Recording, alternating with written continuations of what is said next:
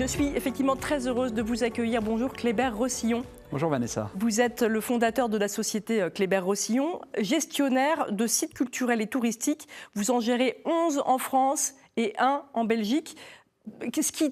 Derrière tout ça, c'est quoi? C'est l'amour du patrimoine qui vous motive? C'est l'amour du patrimoine, ouais. Et le plaisir de le montrer à tous les publics, enfants, publics de tous les âges. Alors, il y a plusieurs sites en France, je le disais. Il y a notamment, dans notre région, en Nouvelle-Aquitaine, le château de Castelnau et les jardins de Marquessac. Mais sinon, je vais quand même les citer. On va les voir un petit peu en image, tous ces sites. Il y a le château de Murol en Auvergne, le château de Sucigno en Bretagne, le château de Langeais près de Tours, la tour de Crais dans la Drôme. Il y a aussi des grottes, la grotte préhistorique Chauvet II en Ardèche, qui est une reconstitution vraiment unique de peintures pariétales qui sont vieilles de 35 000 ans. Et puis il y a la grotte Cosquer Méditerranée qui est vraiment sous la mer. Il y a donc le musée de Montmartre aussi à Paris, le jardin de Marquessac en Dordogne, dont voilà, on voit une image de ce jardin extraordinaire dont on va reparler évidemment dans cette émission. Il y a un train vapeur et un vélorail en Ardèche et le mémorial de Waterloo en Belgique. Ça a commencé comment, cet amour du patrimoine, des vieilles pierres et du Moyen-Âge aussi pour vous, Kléber? Ça a commencé sur les échafaudages du chantier de restauration du château de Castelnau, où j'accompagnais ma mère pour voir travailler les ouvriers et reconstituer ce château de Castelnau. Ouais, c'est vos parents qui ont acquis ce château. Oui. En quelle année d'ailleurs? En 1966. Et combien d'années avant l'ouverture au public, justement, du château? Et il a été ouvert au public en 1985. Voilà, c'est moi qui l'ai fait, donc il y a... D'accord. Non, il y a fort longtemps. Avec pas mal de choses qu'on peut voir à l'intérieur sur le Moyen-Âge, une période effectivement que vous aimez beaucoup. Alors, ce qui est intéressant, c'est que ce n'était pas forcément une carrière toute tracée pour vous, Kléber. Vous avez fait Polytechnique, vous auriez pu faire carrière dans l'industrie, vous qui êtes le descendant de deux grandes familles d'industriels français, la famille Sédou, la famille Schlumberger. Qu'est-ce qui a fait vraiment, au-delà de l'amour, qui peut être une passion pour les vieilles pierres, mais que vous avez décidé d'en faire une société et de gérer comme ça pas mal de sites un peu partout en France? Quand j'ai créé le musée de la guerre au Moyen-Âge au château de Castelnau, j'ai été très étonné par le succès que cela a eu. Et je me suis dit, je vais en faire mon métier, de voir le public découvrir le château, les enfants émerveillés. Je me suis dit, ça va être ça mon métier. Parce que vous avez une passion que vous avez envie de partager finalement. Voilà, faire partager ma passion. Alors, ça vient aussi peut-être du fait que vous avez grandi, vous, en Dordogne, dans le Périgord noir, à Bénac. Il y a un beau château à Bénac. Oui. Et vous avez passé vos premières années en Dordogne. Et là-bas, il y a beaucoup de vieilles pierres, beaucoup de châteaux aussi. Oui, c'est cela. J'ai été dans cette région de Bénac, du Sarladais, et dans tout le Périgord d'ailleurs, il y a de très beaux patrimoines que j'ai découverts dès que j'étais enfant. Comment est-ce que vous choisissez les sites que vous voulez exploiter? Parce que vous n'êtes pas propriétaire des sites, à part des 2 sites en Dordogne, le château de Castelnau et les jardins de Marquessac. Les autres, vous les exploitez, ils sont propriétés de l'État ou de collectivités. Comment vous les choisissez? Comment ça se passe?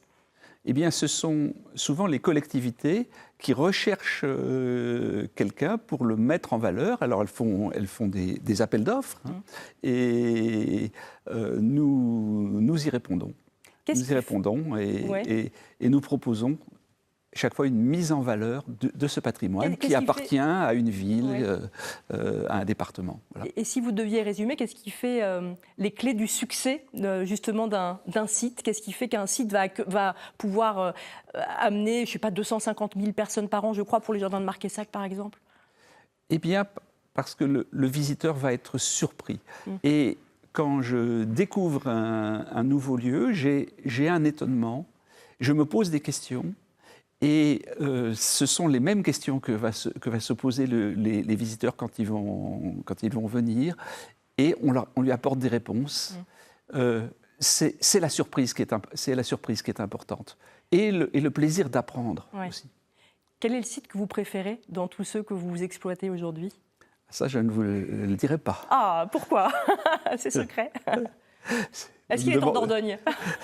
Vous ne demandez pas à quelqu'un quels sont ses enfants préférés. C'est vrai. Voilà, c'est tous.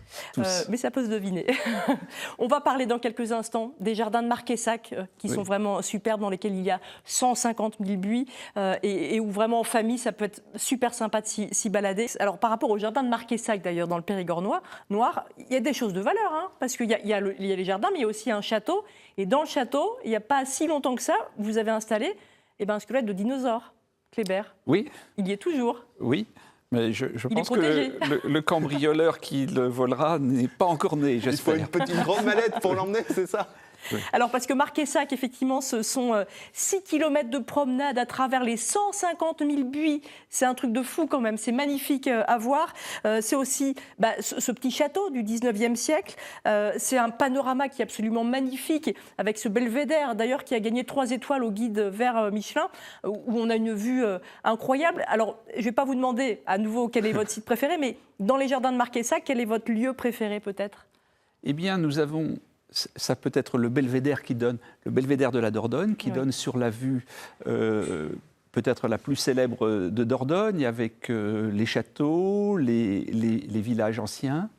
Mais vous avez aussi d'autres endroits plus intimes, qui sont des chambres de verdure. Oui. Et dans la promenade, on va alterner des endroits d'intimité et des endroits ouverts sur le paysage. C'est ça qui est très important. On peut faire ces balades vraiment en famille. Il y a des choses très ludiques à y faire dans les jardins. Il y a quoi? Il y a une via ferrata, c'est ça? Via ferrata, ça c'est pour les jeunes ou moins jeunes, c'est ceux qui n'ont pas le vertige. Oui, c'est ça. Le long d'une paroi. On se promène le long des falaises, en toute sécurité.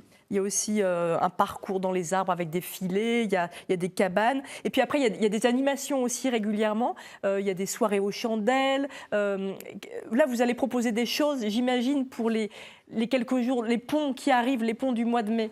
Alors, nous avons le 12 mai la journée internationale des taupières, parce que les jardins de Marquessac sont connus internationalement et nous avons des correspondants en Angleterre, en Italie.